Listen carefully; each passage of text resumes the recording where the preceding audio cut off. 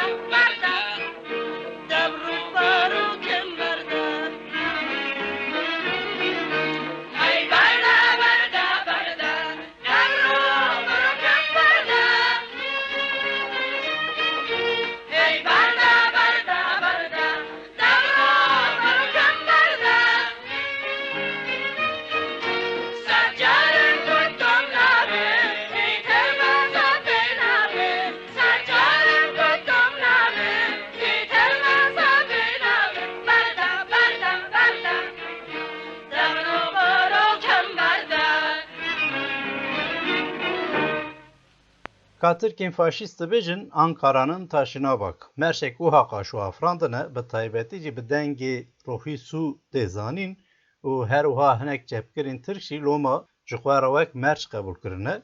Lê rastî tiştek cuda ye, lewra Ankara'nın taşına baka Tirkan esasî ji niştimana Hesen Zîrek hatiye dizîn.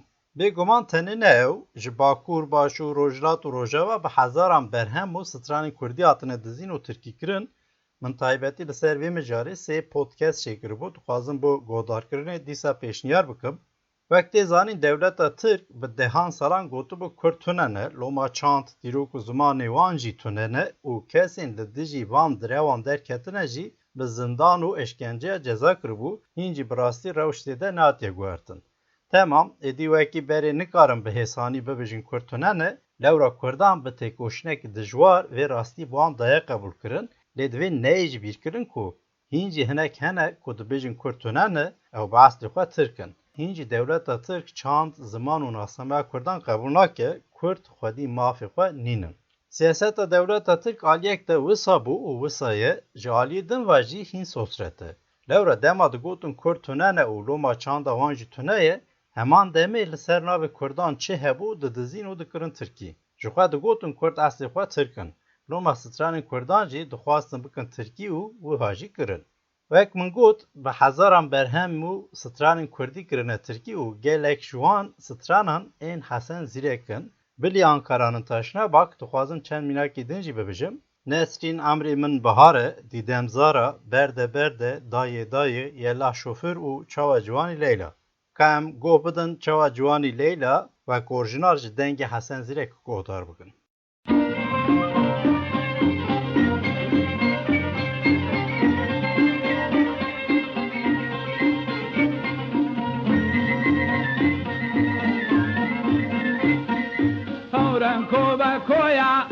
هەوران کۆبە کۆیە دەخوێنێ هەڵۆیە دڵمەفتەرای تۆیە بۆ تۆ مردم لەیلا چاوە جوانە لەیلا ڕۆکەوانە لەیلا لەیلا لەیلا لەیلا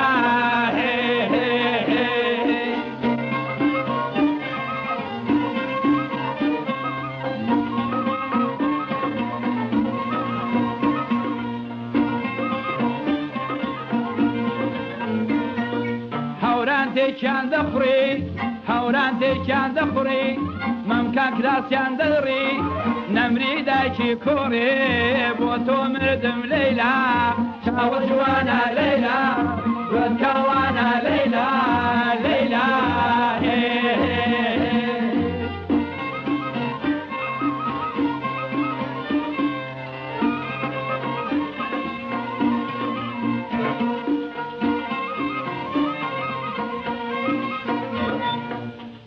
شەو زستانە بە فرانگر کۆڵانە ئەم شەو زستانە بە فرانگر کۆڵانە یاری من زۆر جوانە بۆ تۆ مردم لەیلا چاوە جوانە لەیلا ڕۆکەوانە لەیلا لەیلا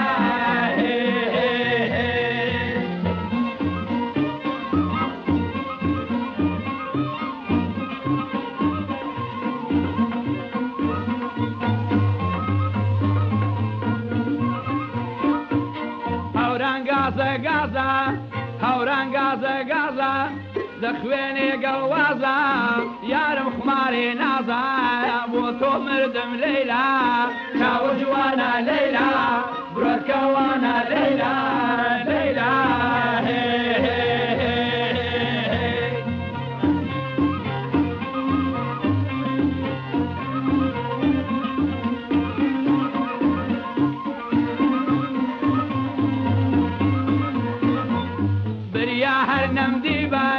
بریا هەر نەمدیبە دەمدینەم ناسیبە ناسیم بڵێ خۆمە ناسکۆ بڵێ لەیلا چاوە جوانە لەیلا ڕۆکەوانە لەیلا لەیلا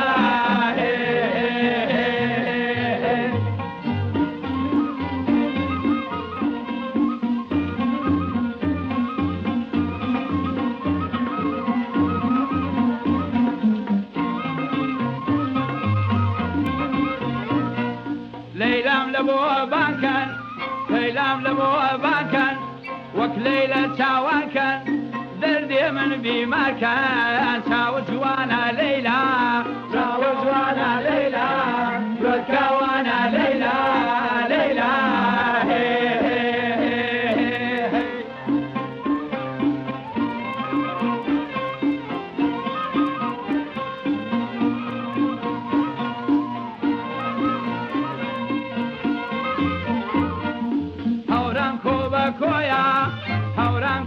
کۆیا دەخوێنێ هاڵۆیا دڵمەفتە لای تۆیا بۆ تۆ مردم لەیلا چاوە جوانە لەیلا ڕۆکاوانە لەیلا لەیلا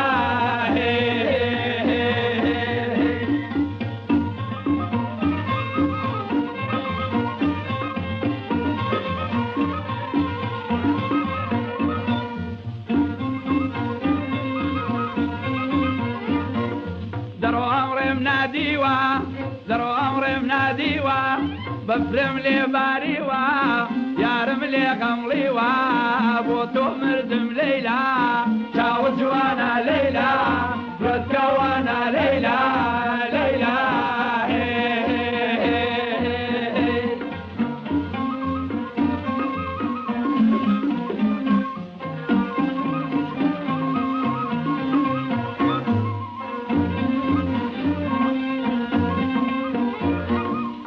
ڕۆکە بەهارە یارێ من نازدارە ئەو ڕۆکە بەهارە یارێ من نازدارە لە دوور ڕادێم دیارە بۆ تۆ مردم لەیلا چەندە جوانی لەیلا خانومانی لەیلا لەیلا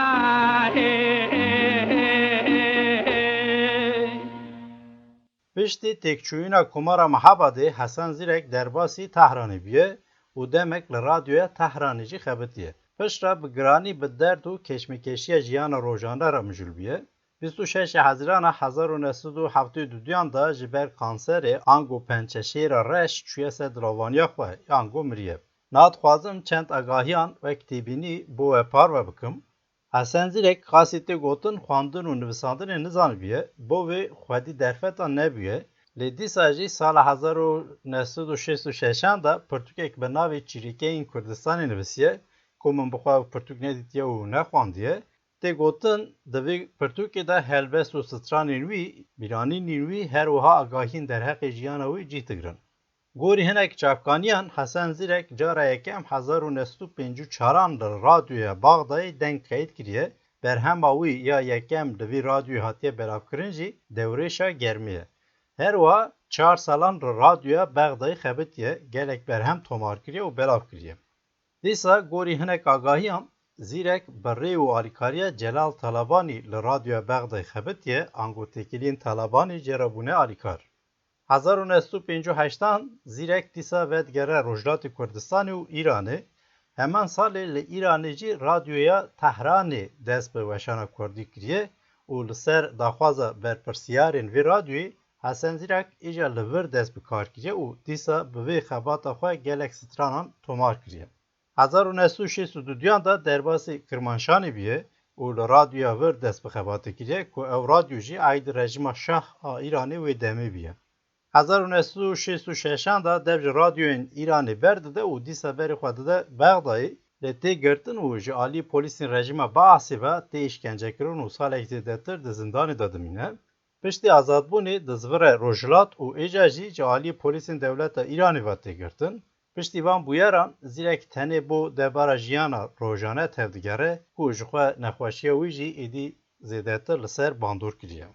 Hesen Zîrek hinek helbestên balkêşî kiriye stran, wek mînak helbestên Pîremîrt, Hêmîn, Vefayî, Goran ku Newroza Hesen Zîrek distîrîne û bo gelê Kurd jî wek merşa Newrozê tê qebûlkirin esasî helbesta Pîremîrt e. Dîsa tê gotin Hesen Zîrek ji hezarê zêdetir berhem li paş xwe hiştiye, di vê gelê Kurd qedr û qîmeta kesên wisa hîn zêdetir bizanibe. Ruhê wî şad be, cihê wî cinnet be. Belê hatim dawiya podcastê lê dixwazim tiştekî bibîrbînim ka ji kerema xwe re destek bidin, bibin abone û van podcastan belav bikin. Ji niha ve zor spas bimînin di nav xêr û xweşiyê de.